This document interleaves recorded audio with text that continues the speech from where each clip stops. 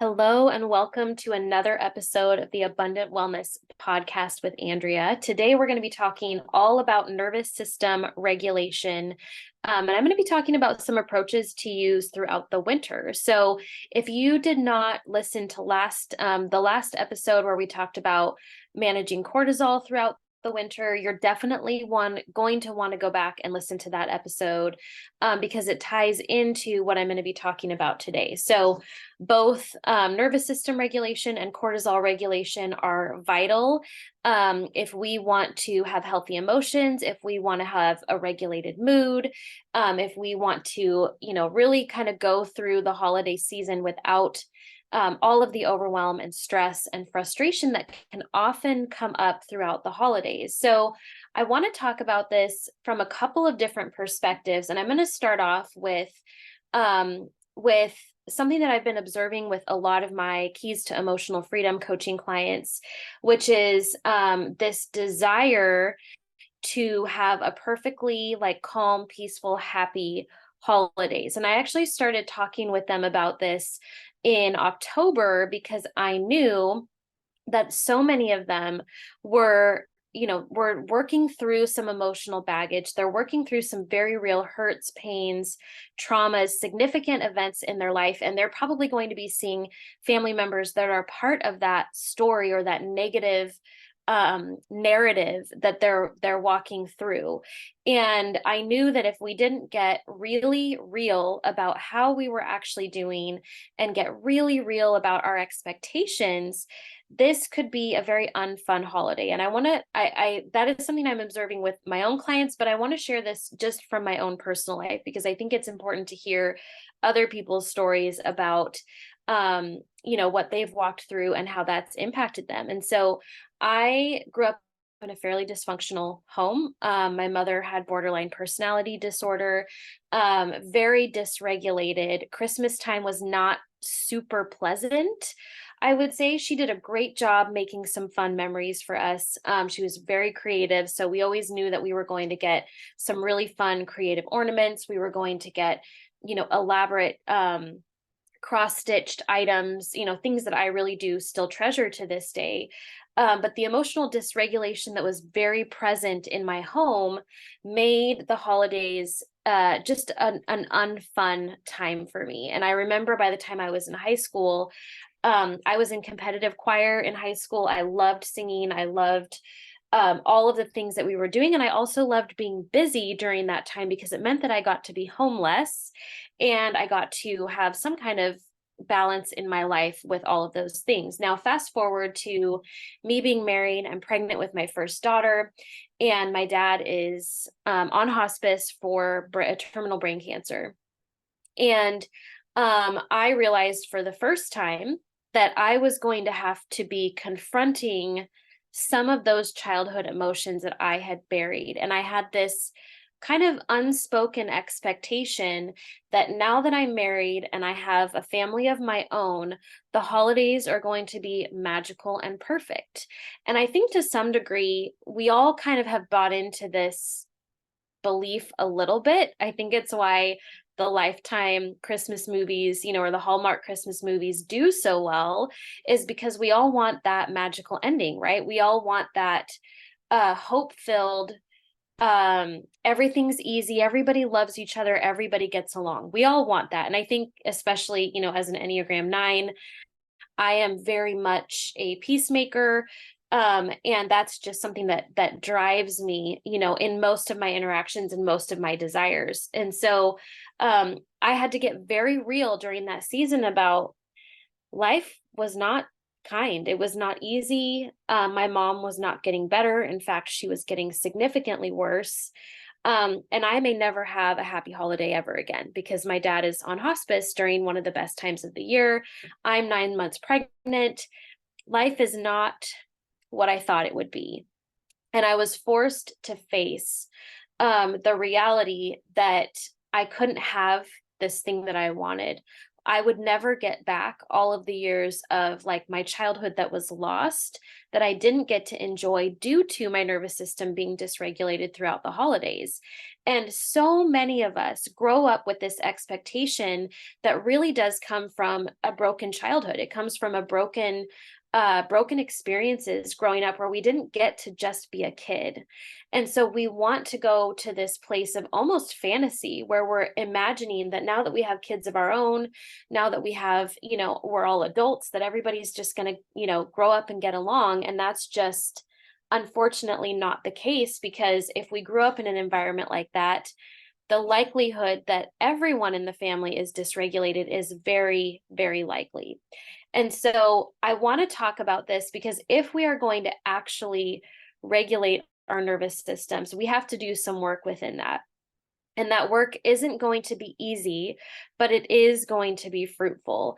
And I want to just kind of weave in some hope within this, because if you are a believer, if you are a Christian, we aren't just doing this on our own. We have the hope of the gospel. We have the presence of Jesus. We have the empowering presence of the Holy Spirit that is partnering with us in this work that Christ finished on the cross, that is being fulfilled throughout your life. And so I knew for me that meant confronting some really big things. It meant confronting my own trauma. It meant that I couldn't pretend that life wasn't as traumatic as it has been. And it meant that I had to completely flip the script on its head and create new memories. It meant that I had to get rid of, literally, like not metaphorically, but literally get rid of items that, I would be decorating my house and I would be reminded of a lot of really painful things that I had grown up in. And I realized that if I wanted to create a happy and healthy environment for my family, for my brand new baby, for my husband, for myself, if I really truly wanted to have peace, then it had to look different than it had done before, than it had before. And that meant a lot of overhaul. It meant that I was checking in with myself to see, hey, is my nervous system regulated when I'm around this person? Or do I feel really dysregulated when I'm around this person? How long can I be in their presence before I start to feel like I'm being engulfed by their dysfunction? Because that's not really healthy either. And so many of us, we take on the belief that we have to submit ourselves to that simply because it's the holidays and because Christ called us to love one another. And while Jesus does say, to love your neighbor, he says, love your neighbor as you love yourself, which means that you're also checking in with yourself. And the Bible never says that we're to put ourselves in a position of being abused for the sake of another believer. In fact, I would encourage you, if that's something that you really wrestle with, to go back and read the Old Testament, because the Old Testament is very clear about how God feels about oppression, violence, and abuse. And so many people that I talked to during this season, as we're making plans for the holidays, they're noticing that they're feeling more dysregulated. Maybe they're feeling sad and they don't know why. I had a client that was sharing last week. She's like, I just feel really low and I just can't figure out why. And so we spent some time kind of digging into that. Like, when was the last time you felt that way? Is there a theme to the sadness? Are there things that you're missing that maybe you don't feel like you can talk about? And as we began to really dig into that, she began to open up and explain, you know what, life is not what I thought it would be. I'm disappointed. My child is sick. My marriage isn't doing very well. I'm, hustling and bustling, busting my butt to make a beautiful house so that everybody can enjoy it. But the things that I want the most are not available to me. I just want a happy family. And that kind of level of stress will cause, nervous system dysregulation. Now, within that, we also want to look at the reality of what we're avoiding, right? And so many people want to just avoid their triggers, right? We want to feel happy around the holidays. We want to be able to flip on that radio station and have joy. And the reality is that discomfort, the triggers, the sadness, the fitful nights of sleep, the increased anxiety is really a call to invite the Holy Spirit inwards to say, hey, what's going on in my heart really around all of this? Like, how am I really doing with all of this? Because we can't have a regulated nervous system without also doing the work of regulating our emotions. So one of the things that I was talking to the Keys to Emotional Freedom coaching clients last week is this myth that I have to always be regulated. Like, if I'm going to have a regulated nervous system, I have to always be calm. I have to always be peaceful. I have to always be happy. And that's really actually not the definition of a regulated nervous system. Your nervous system has two primary components. If we were to break them down into two systems, we have the sympathetic nervous system and the parasympathetic nervous system. One is responsible for taking us into fight or flight or action mode when we are exposed to stressors. The other nervous system is meant to pull us back into calm, regulation, balance. That's what we would call the rest and digest. You can't do them both simultaneously. And most of us have been living in that fight or flight, anxiety, chronic stress nervous system, and not the rest and digest nervous system. And because we've lived in that place for so long, we don't know how to shift the gears out of it. And so what really we're meant to do when we're talking about nervous system regulation is to be able to flow freely and easily between those two nervous system states. So let's say, for example, you're driving your car and the person in front of you, it's raining outside, it's really dark, and the person in front of you slams on their brakes. You might hold your breath. You might yell some words that you regret. You might get really angry. You might feel your heart racing, but eventually that should come down. We're not meant to live in that state of chronic stress and anxiety all of the time, which is why we need to flow between the two different states of our nervous system being regulated. Now, I would say I would bet money that belief that I always have to be regulated, I always have to be calm, I always have to be balanced, really comes from a place of it not actually ever being safe for you not to be regulated. Maybe you didn't have a parent that could co-regulate with you. Maybe you didn't have a parent that hugged you and calmed you down when you were anxious. Maybe you didn't have, nobody gave you the tools or the skills that you needed to move through your emotions with ease. And that's true for a lot of us. Even our, parents that are well-meaning and had all the tools in their tool belt. Not all of us had that experience. And so if you have that belief that I always have to be calm, I always have to be regulated, I always have to have things together, more than likely it's because it was never safe for you to fall apart. And that's really hard when we have to grow up and we have to adult without a space to fall apart, because your nervous system, again, was meant to flow. It was meant to take a big deep breath in and then eventually exhale, right? And that exhale can look like things falling apart and being very messy and having some emotional dysregulation, and then being brought back into a place of regulation. If you're recognizing this in yourself, a lot of the strategies that I mentioned in the last episode with cortisol regulation are going to help with nervous system regulation.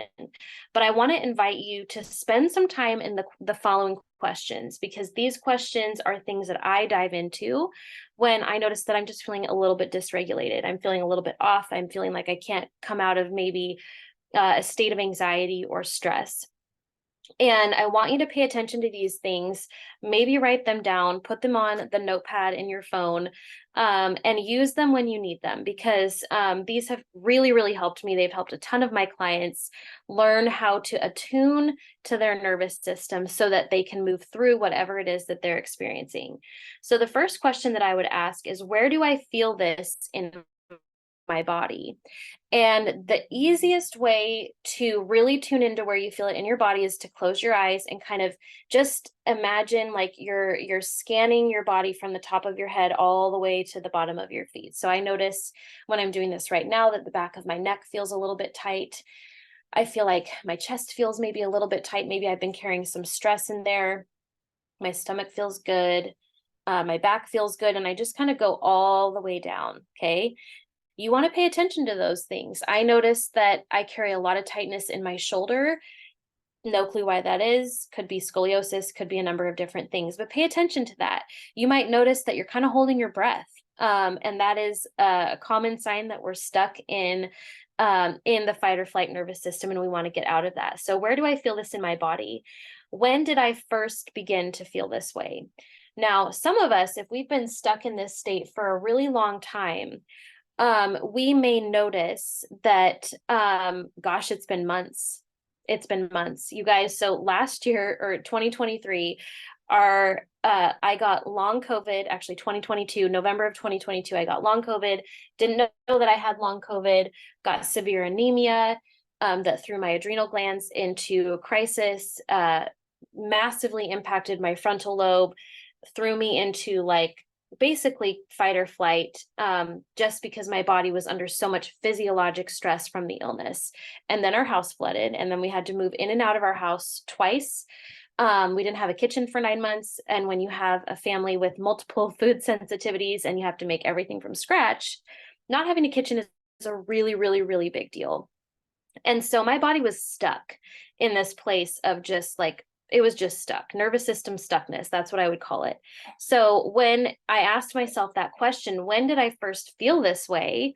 I had to go back almost 9 months because there had been so many different stressors that just got stacked on one after the other. So for some of you, it may be like, oh, I noticed I felt this way, this morning when Bertha yelled at me when I tried to check my child in to daycare. Some of you, it may have been, as long as a week or two ago. And for others, it may be, I don't remember the last time I didn't feel this way. There is no judgment on the answer. It's just to develop awareness of where those stressors are coming from. And then taking that a little bit deeper to what is it about this situation that's triggering me? What am I afraid of? What am I worried is going to happen or is not going to happen? And what do I need to do to feel safe and secure?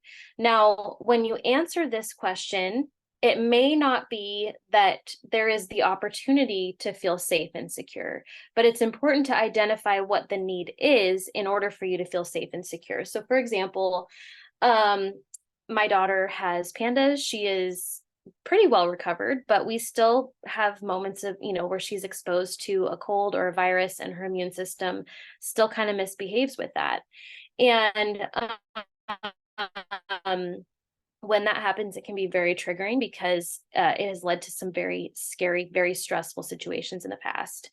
And I go through this list. I can tell my nervous system is like, we're getting ready to go into, mama bear fight mode. We're getting ready to, this might be a very stressful, anxious time. I'm feeling this, in my stomach, in my chest, in my head. And what do I need to do to feel safe and secure? And the more thorough and the more detailed I can get with that question of what do I need to feel safe and secure, the better and the more proactive I'm able to be when those things occur. Some of the things that really help me to feel safe and secure and down-regulate my nervous system are knowing that I will have help, practical help, meaning that if she ends up staying home from school, I don't have to miss work, or that meals will be provided or taken care of, or that somebody can maybe help me out with grocery shopping. Any of those things that they're just the practical hands-on that I know I can reach out and ask for prayer. I know that I can do X, Y, and Z, right? That maybe my husband can't fix it because he's at work all day, but when he comes home from work, that he can wrap me up in a really big hug and help my nervous system to calm down, right? So identifying the things that you need to feel safe. Again, it doesn't mean that you may have access to all of those things, but it means that you're going to start to get really resourceful when your nervous system gets really overactivated. Maybe you need to talk to a friend about the big stressors that are going on in your life. Maybe meeting with a counselor would be a good idea to actually start working through those things that are really triggering to you. But it's important to identify what you need to feel safe and secure, because we were wired for connection when we had to endure hard things. And this goes back to attachment theory. We don't really ever grow out of the need to attach and connect to both God and others in our community, our spouses, our partners, our friends, and other safe members of our community. So again, I'm going to list off those questions for you. And then in the next episode, I'm going to actually talk to you about strategies for regulating your nervous system during the holidays. So those questions are: where do I feel this in my body? When did I first begin to feel this way? What is it about this situation that triggers me, makes me feel scared, makes me feel like I don't have help? And what do I need in order to feel safe again? I hope that this episode helped you, and remember to subscribe so that you can be the first to know about the next episode, where I'm going to walk you through strategies for regulating your nervous system. Thanks for listening.